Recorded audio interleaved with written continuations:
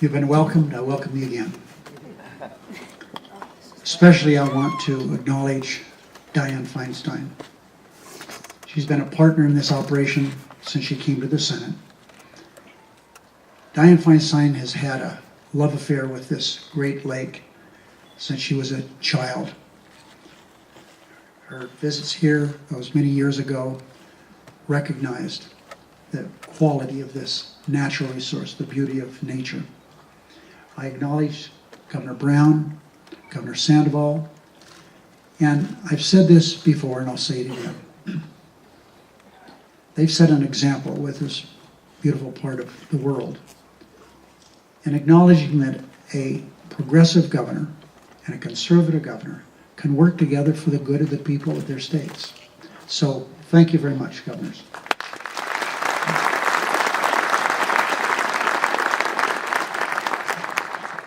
We didn't get a confirmation of this till the last minute, but I'm so thankful, and we're all fortunate to have with us today the Russian ambassador to the United States, Ambassador Kislyak.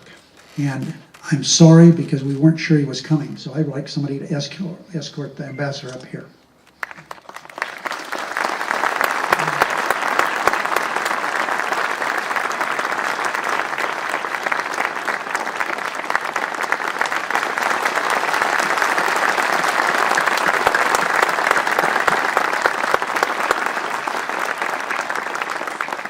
I've had the good fortune, and I appreciate very much the many courtesies he's extended to me. He's always available, always returns his phone calls, even though sometimes the subject of the conversation isn't the most pleasant. We work together. I have great admiration for him because he and I do our best toward working for the betterment of our two sovereign nations. Thank you very much for being the first Russian ambassador ever to see Lake Tahoe.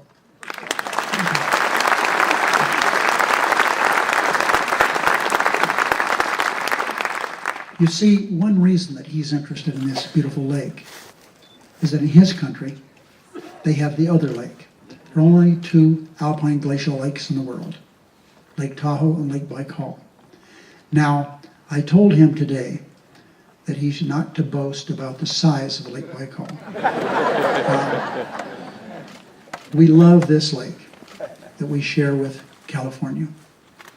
It is a beauty of nature. Lake Baikal is interesting. It's 400 miles long and 50 miles wide. That lake has more than 20% of all the fresh water in the world in that one lake. They have freshwater seals and all kinds of unusual animals. Now, we have done some really good things.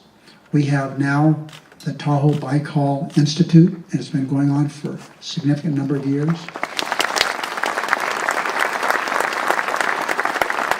It's a program of cultural and environmental exchanges, students and academics. It's a wonderful organization. I've been to Lake Baikal. It is stunning. And it is, if Mark Twain could have seen that, he would have said the same thing about Lake Baikal that he said about Lake Tahoe.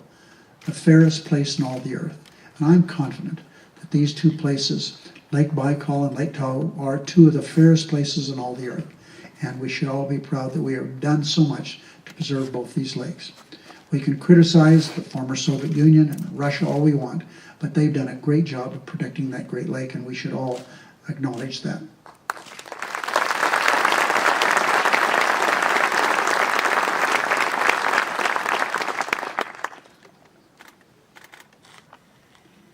So let's talk a little bit about really how this summit came about, how the first one came about.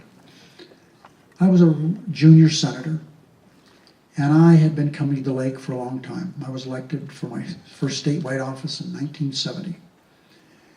And everybody complained about Lake Tahoe. The quality of the lake wasn't what it used to be, and so I'd come up here.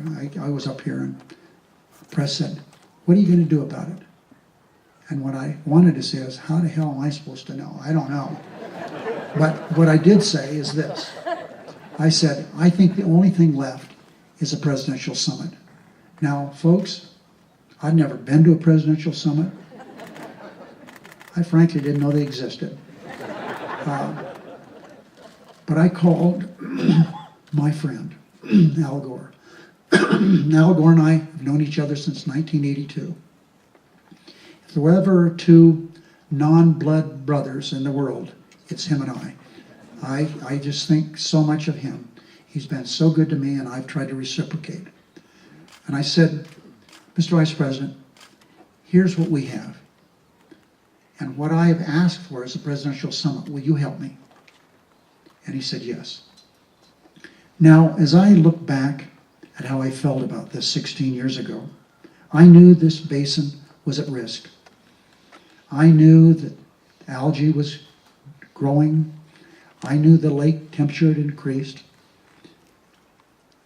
But I thought, well, maybe we'll have a good photo op. But that isn't how it worked. Gore and Clinton, they weren't going to settle for a photo op. They had 4 cabinet officers come here, not only for a visit, but to do hearings with the people here. Environmentalists, developers, state, local government, and more than 50 organizations participated. It was really something. I can look back, and those who actually, we spent 2 days at first summit. It wasn't something that was good for our state from a public relations perspective for 1 day, not for a nation, but it was an international event for 2 days. That people focused on this great part of nature that was being hurt. And it was a wonderful event. And we finished this event with the speeches that were given, but as soon as we finished it, there was a presidential executive order designating this lake as a national priority. And that's the main reason we've been able to spend here since that time $1.8 billion. Pretty good, huh?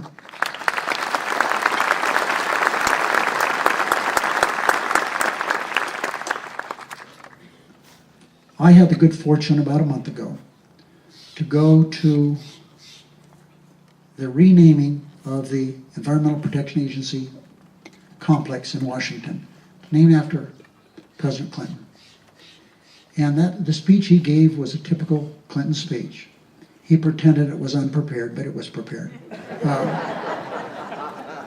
And he started by saying, and this is paraphrasing, but pretty close to every word. He said, I'm going to lay out the things that we've done for the environment during my 8 years as president. And he said, we've done a lot. But he said, I want everyone here to understand everything I'm going to talk about could never have happened without Al Gore. And he said, Al Gore was the quarterback of the things I'm going to talk about.